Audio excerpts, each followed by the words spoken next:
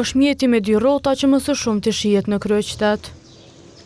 E pamje të tilla ku këtë mjet transporti e përdorin edhe të miturit janë të shpeshta. Për këtë, qytetarët thonë se po rrezikohet siguria e tyre. Kisha ndaluar rreptërisht. Bile nën moshën, 25 vjeçore, i kisha thonë mos me lënë me hyp heq në ta. E është një mjet shumë i rrezikuar. Le që nuk e ndalin këtu, po këtu bëjnë edhe gara thuaj se domethënë. Unë me thonë të drejtën avëshë rastin pak më parë, domethënë njëri veç sa më shkeli. E për këtë dukuri, eksperti i komunikacionit Nol Deda po i fajson prindërit. Unë jam dëshmitar i kohës, të cilët unë i shoh edhe fëmija që e shfrytëzojnë sheshet, e shfrytëzojnë edhe pjesë tjera me një shpejtësi 20-30 km/h dhe 40.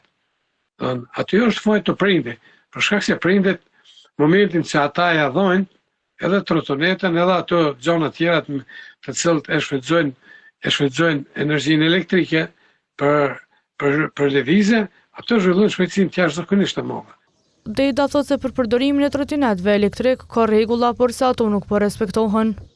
Fati më i keq është se mbikëqyrja dhe dënimet janë minimum sa i përket drejtuesit të këtyre mjeteve. Edhe pikërisht është ajo që ata nuk i respektojnë pastaj edhe kohën e lëvizjes ose të drejtën e të lëvizjes vetëm nëpër shëritën e qarkullimit, do thotë shëritën e gjatë qarkullimit, ashtu që respektohen edhe ato motorat.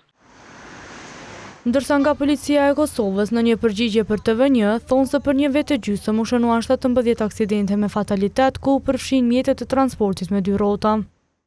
Gjatë vitit 2025, në aksidentet e trafikut të përfshira kanë qenë edhe mjete me 2 rrota, ku nga 733 aksidente, 12 prej tyre kanë përfunduar me fatalitet, ndërsa gjatë periudhës janar-maj 2026, nga 260 aksidente ku të përfshira kanë qenë mjete me 2 rrota, 5 prej tyre kanë qenë me fatalitet.